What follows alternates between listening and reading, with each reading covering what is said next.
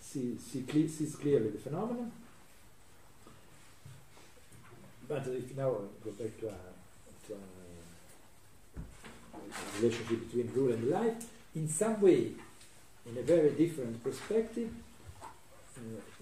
it is in monastery that for the first time we have the idea of a rule applying to every possible act. But I make an analogy, but the two phenomena are different. You know? First, because, as I told you, what we have in monkhood is also this strange indetermination of rule and life. So we cannot really say that it is the rule that applies to the whole of life.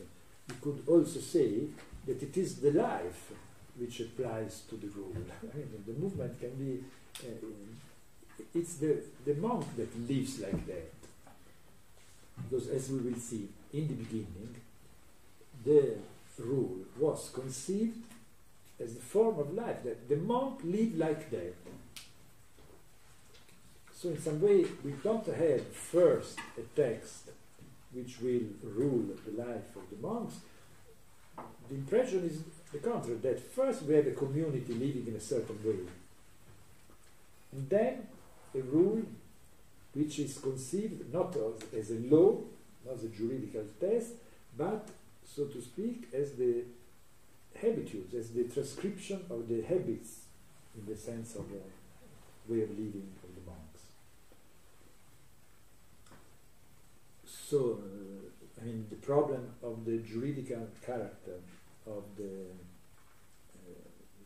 monastic law has been, it is a problem that has been discussed by the historian of monasticism and theology, etc.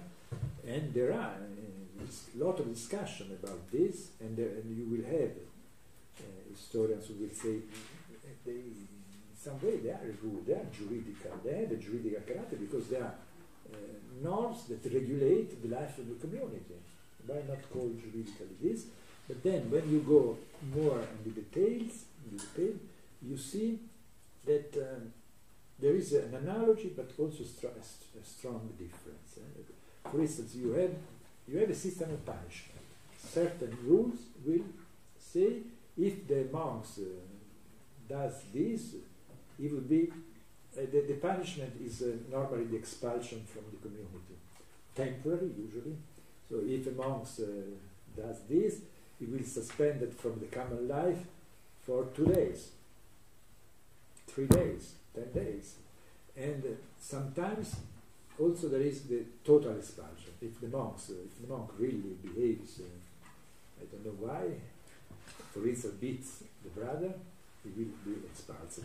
But then it's so dishomogeneous. Then we will have, on the contrary, rules that say, but if we expel a monk, this is the end of monasticism, because the monk must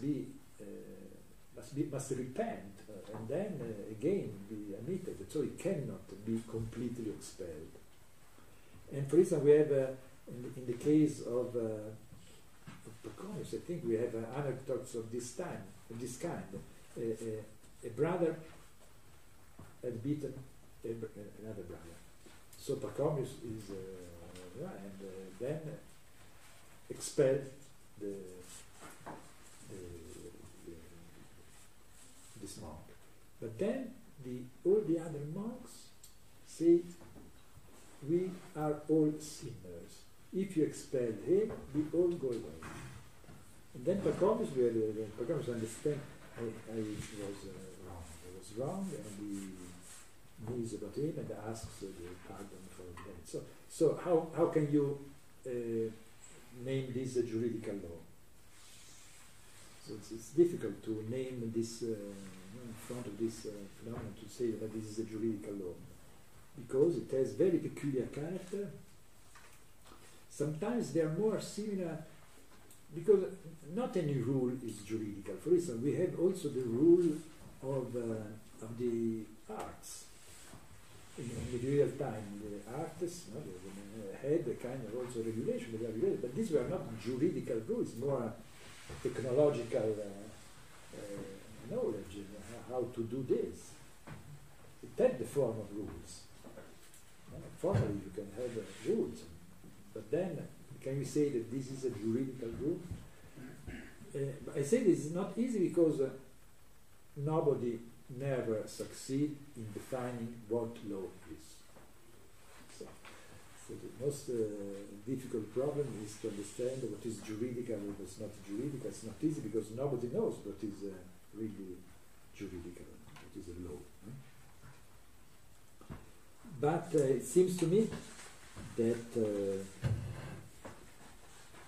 the most clear moment of this idea of a juridification of the rule is when at certain moment the monk take vows. You say that? Take vows.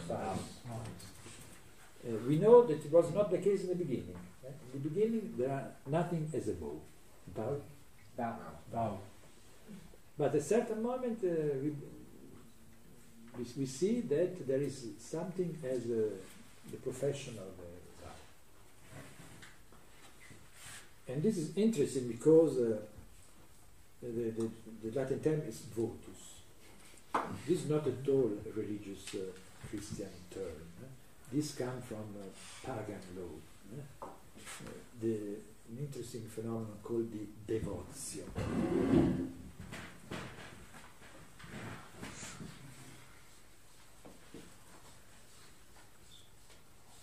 What is the devotio? The devotio is that, for instance,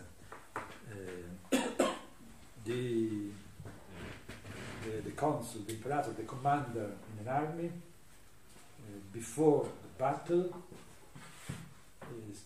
the situation is very difficult. He devotes himself to the infernal gods. He devotes himself to the infernal gods, so he becomes an homo sacer. He becomes a living dead. And it's a complicated ritual. He has to make a completely complicated ritual. And once it's done, for instance, what he will do, he will lead the attack without seeing, and usually is dead. Usually dies. But when he didn't die, there was a lot of problem because he was a living dead. The devotus was a dead. It was called sacred to the infernal god. So it was a horrible, very dark pagan ritual, the votus. This was the votus. But the church took this. The church took this and put some sugar in it. It became less terrible. So it becomes the fact that the monks devotes himself to God and to the professional life, but he is not dead for that. So it's a spiritualized devotion. And so, as the devotio was seen as a juridical institute, in Roman law you have both jus sacrum, jus divinum, divine law, and human law. But both were considered as law. So many will say, but here you say this is when the monk declares, profess, takes the vows, he is obliged. He has a juridical obligation. He cannot then go back. So many say the vow is a moment where the rule, it's a juridical element in monastic life. It's a juridical moment in monastic life. But then, again, when we analyze more attentively, we see that even for that moment there are a lot of discussion of how to understand a profession. Can you say professions? Yeah. There is a moment called the professions, which is can also have the form of taking the vows. But a lot of discussion. But what happens in this moment?